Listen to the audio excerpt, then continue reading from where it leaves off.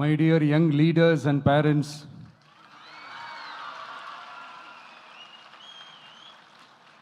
என் நெஞ்சில் குடியிருக்கும் உங்க எல்லாருக்கும் என்னுடைய வணக்கம் வணக்கம் வணக்கம் வணக்கம்.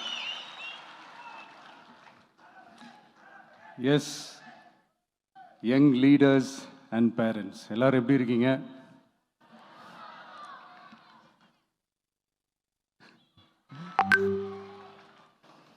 உங்க எல்லாரையும் சந்திச்சதுல மிக்க மிக்க மகிழ்ச்சி. Thank you thank you. Love you too. First of all, congratulations for your this beautiful achievements. படிப்பில் சாதிக்கணும் தான், படிப்பும் சாதனை தான், அதுதான் மறுக்கலை. பட் அதுக்காக பர்டிகுலராக ஒரே ஒரு படிப்பில் மட்டும் நம்ம அச்சீவ் பண்ணியே ஆகணும் அப்படின்னு நினைக்கிறது ஒன்றும் சாதனை கிடையாது. ஒரே விஷயத்தை பற்றி திரும்ப திரும்ப யோசித்து உங்கள் ஆங்ஸைட்டியை ஏற்றிக்காதீங்க. அவ்வளோ ஸ்ட்ரெஸ்ஃபுல் ஆக வேண்டிய அவசியம்லாம் ஒன்றுமே கிடையாது. இது நான் ஏன் சொல்கிறேன்னா, நீட்டு மட்டும் தான் உலகமா?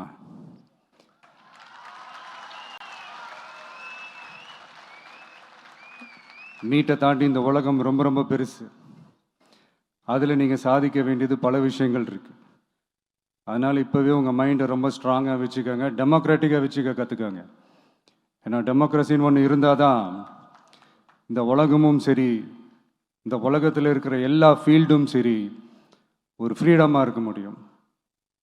அது மட்டும் இல்லை, ஒரு முறையான ஒரு டெமோக்ரஸி இருந்தாலே போதும், எல்லாருக்கும் எல்லாமும் ஈக்குவலாக கிடைக்கும். அதனுடைய ஃபஸ்ட்டு ஸ்டெப்பாக உங்கள் வீட்டில் இருக்கிற எல்லாருக்கிட்டையும் சொல்லுங்கள், அவங்கவுங்களுடைய ஜனநாயக கடமையை ஒழுங்காக செய்ய சொல்லுங்கள்.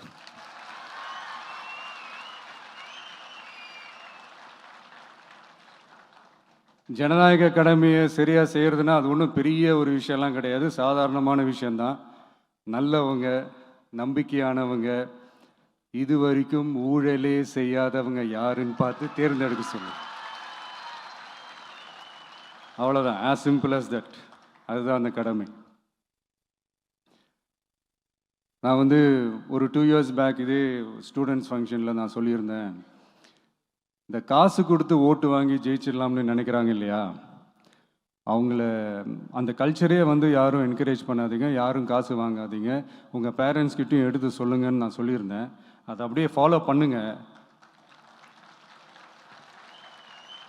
ஆனால் நீங்கள் வேணால் பாருங்கள், அடுத்த வருஷம் என்ன நடக்க போகுதுன்னு. வண்டி வண்டியாக கொண்டாந்து கொட்ட போகிறாங்க. அது அத்தனையும் உங்ககிட்ட இருந்து கொள்ளையடிச்ச பணம் தான். என்ன பண்ண போறீங்க? என்ன பண்ணணும்னு உங்களுக்கு கரெக்டாக தெரியும். அது நான் சொல்லி தான் புரிய வைக்கணும்னு ஒன்றும் அவசியம் இல்லை. அண்ட் மை டியர் பேரண்ட்ஸ், உங்ககிட்ட ஒரு சின்ன ரிக்வெஸ்ட்.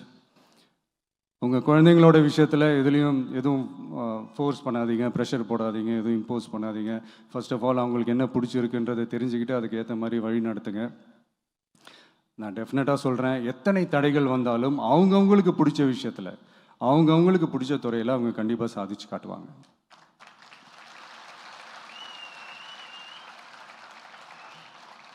அண்ட் இன்னொரு முக்கியமான விஷயம் உங்ககிட்ட நான் ஷேர் பண்ணணும்னு நினச்சது என்னென்னா, இந்த சாதி மதத்தை வச்சு இந்த பிரிவினை வளர்க்கிற அந்த சிந்தனை பக்கமே போயிடாதீங்க.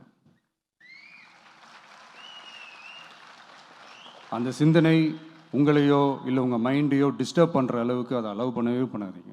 விவசாயிகள் என்ன சாதி மதம் பார்த்தா பொருளை விளைய வைக்கிறாங்க? தொழிலாளர்கள் என்ன சாதி மதம் பார்த்தா பொருளை உற்பத்தியில் ஈடுபடுறாங்க?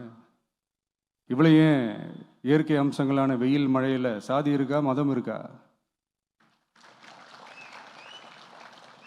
எப்படி இந்த போதை பொருட்களை எப்படி நம்ம அறவே ஒதுக்கி வைக்கிறோமோ, அதே மாதிரி இந்த சாதி மதத்தையும் ரொம்ப ஸ்ட்ரிக்டாக தூரமாக, எவ்வளோக்கு எவ்வளோ தூரமாக அதை ஒதுக்கி வைக்கிறீங்களோ அவ்வளோக்கு அவ்வளோ அதை தூரமாக ஒதுக்கி வச்சுருங்க. அதுதான் எல்லாருக்குமே நல்லது.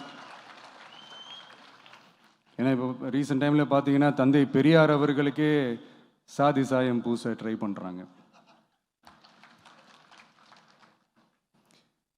ஒன்றிய சிவில் சர்வீஸ் எக்ஸாமில் கூட சாதி சாயம் பூசுகிற மாதிரி ஒரு கேள்வி ஒன்று கேட்டு வச்சிருக்கிறாங்க. இதையெல்லாம் வன்மையாக கண்டிக்கிறோம்.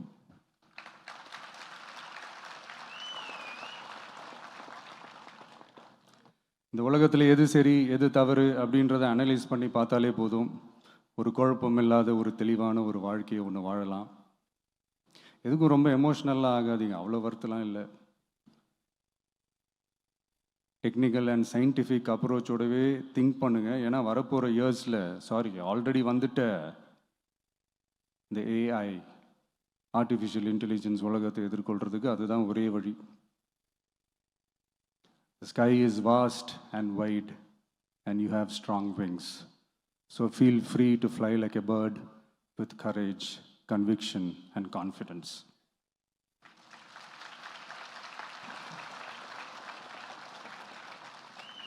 எவ்வளவோ பண்ணிட்டோம், இதை பண்ண மாட்டோமா? எவ்வளவோ பார்த்துட்டோம், இதை பார்க்க மாட்டோமா அப்படின்ற அந்த பாசிட்டிவ் நோட்டோடவே ட்ராவல் பண்ணுங்கள். கான்ஃபிடென்ட்டாக இருங்க, நல்லதே நடக்கும், வெற்றி நிச்சயம். மீண்டும் சந்திக்கும் வரை நன்றி, வணக்கம். நான்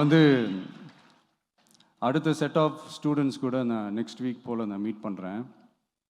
ஸோ அவங்களுக்கும் சேர்த்து இன்றைக்கி நான் பேசினதாகவே இருக்கட்டும். ஏன்னா ஒவ்வொரு வாட்டியும் இந்த மாதிரி நான் அட்வைஸ் பண்ணிகிட்டு இருந்தேன்னா நல்லா இருக்காது, உங்களுக்கும் போர் அடிச்சிடும்.